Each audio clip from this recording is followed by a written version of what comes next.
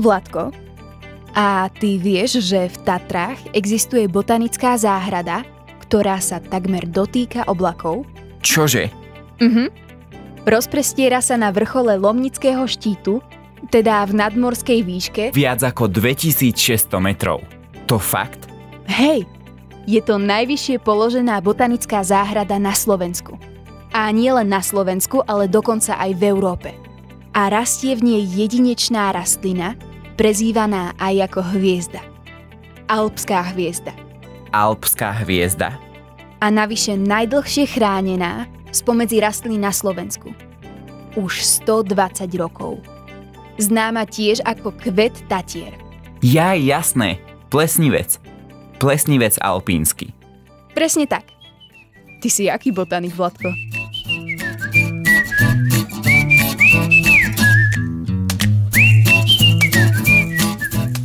Ale o tejto botanickej záhrade počujem prvýkrát, Tanička. A nie si jediný, Vladko. Vznikla pred viac ako 15 rokmi a väčšina o nej ani nevie. A je fakt parádna. Nájdeš v nej až 22 druhov vzácnych, prírodzene rastúcich rastlín, ktorým neprekáža nízka teplota, dlhé zimy a ani krátke letá. Fíha. A ktoré napríklad? Napríklad všelijaké lišajníky, machorasty, papraďorasty, ale aj kvitnúce rastliny. A dokonca aj také, ktoré sa vyskytujú iba v Tatrách. A nikde inde. Napríklad taký lyžičník tatranský. A samozrejme plesnivec. Hej, ale nielen tým je táto botanická záhrada výnimočná. A čím ešte? Táto záhrada učí ľudí poznávať vzácne druhy tatranskej flóry a tiež ako chrániť a zachraňovať tie ohrozené. Preto vlastne aj vznikla. A za to vďačíme jednej veľmi pozoruhodnej pani botaničke. Libuši Paclovej. Pani Libuša prišla s týmto nápadom? Zriadiť botanickú záhradu na našom druhom najvyššom vrchu? A venovala sa tomu veľmi dlho. Už od 50. rokov minulého storočia. Presnejšie floristickému výskumu v najvyššom vegetačnom stupni Vysokých Tatier. A nie len to. Napísala aj rozsiahlu prácu na základe tohto výskumu, ktorá je naozaj unikátna. Dokonca aj v rámci Európy. A vraj, a to je neuveriteľné, Čo? na každý štít, a to ich bolo spolu 80, vystúpila osobne.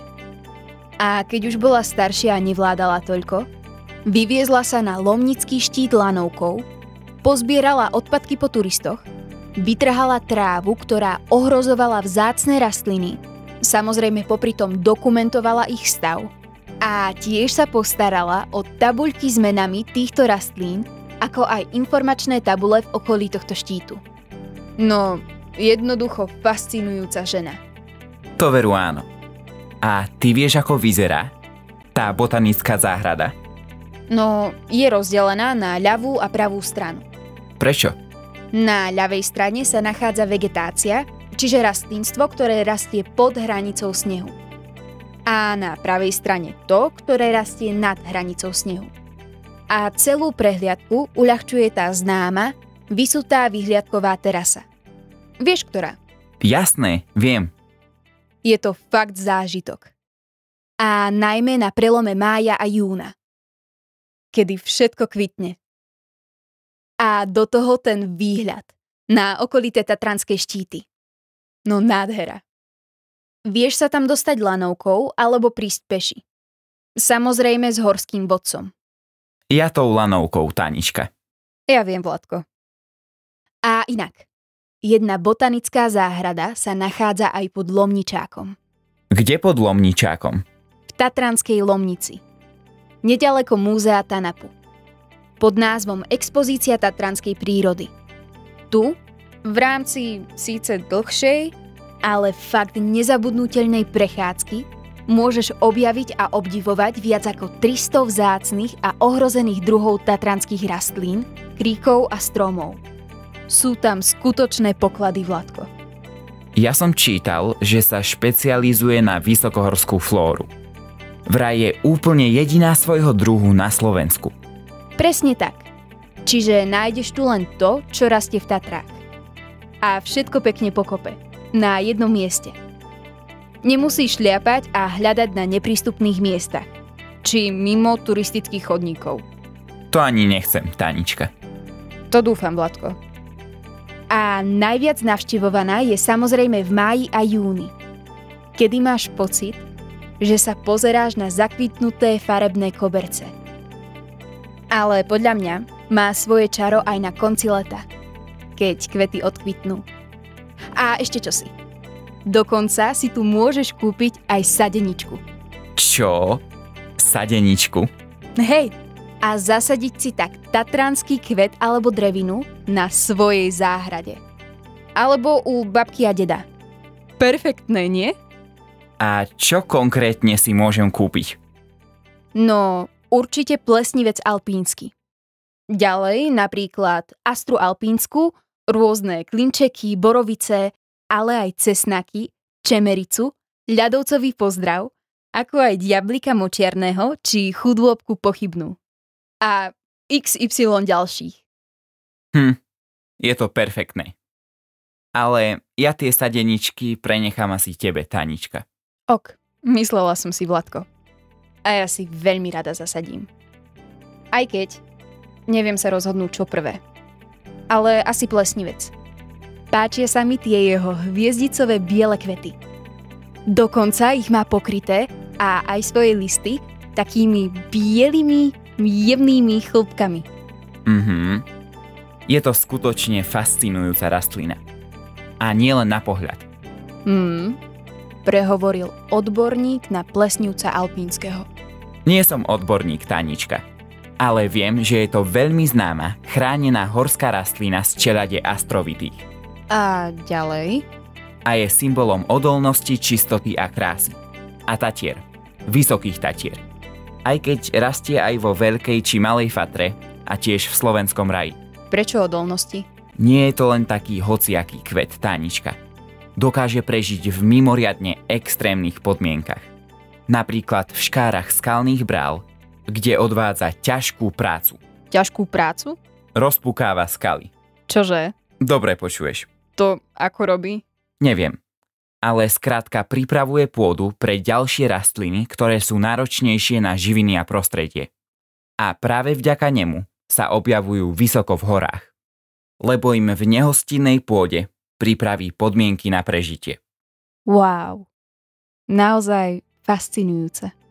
A k tým bielým chlúbkom, ktoré si spomínala, ako vraví botanička z Právy Tanapu, pani Katarína Žlkovanová, tento obal chráni plesnivec pred chladom, vyschnutím či ultrafialovým žiarením. A kvitne od polovice júna do konca septembra. Čo ale istotne vieš. A ešte jedna dôležitá vec, na ktorú upozorňuje pani Katarína. Aká? Ak na neho natrafíš, obdivuj, fotografuj, ale netrhaj. Lebo aj napriek tomu, že je chránený, je ohrozený. Už ho nie je toľko, že by dokázal prežiť bez našej pomoci. Ale veď, to je jasné, Vladko. Tebe, Tánička, ale žiaľ nie všetkým.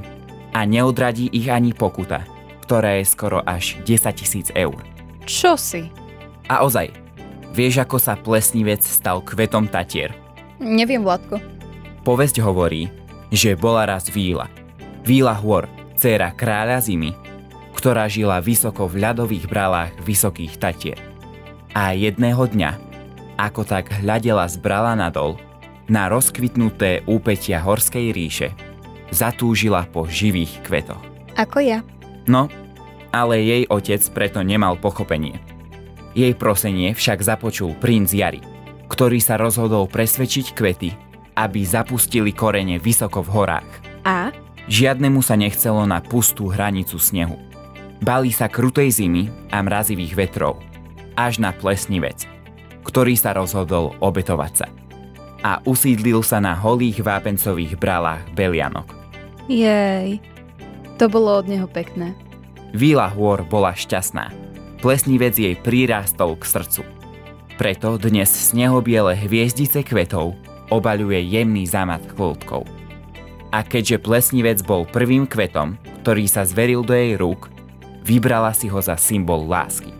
Lásky k horám a túžby po nich. Veľmi pekná povesť. A ešte krajší kvet. Rozhodla som sa. Zasadím si ho.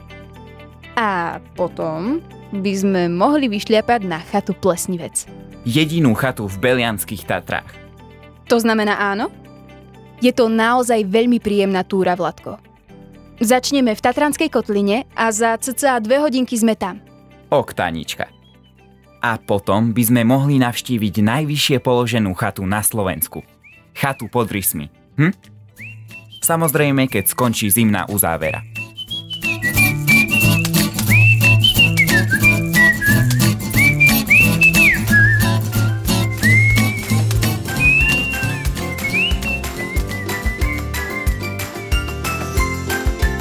Tento podcast je určený milovníkom Tatier a najmä sledovateľom facebookovej stránky Tatry. Nájdete ho aj na všetkých streamovacích platformách a na stránke cezhory.sk. Na obsahu spolupracovala Petra Tvrdá, zvuk zabezpečil Jaro Kizek, od mikrofónu učia deti i dospelých láske k horám Tánička Altusová a Vladko Suchanič. Aj cez naše podcasty lepšie spoznávajte zaujímavosti a príbehy z vysokých, belianských, západných a nízkych Tatier.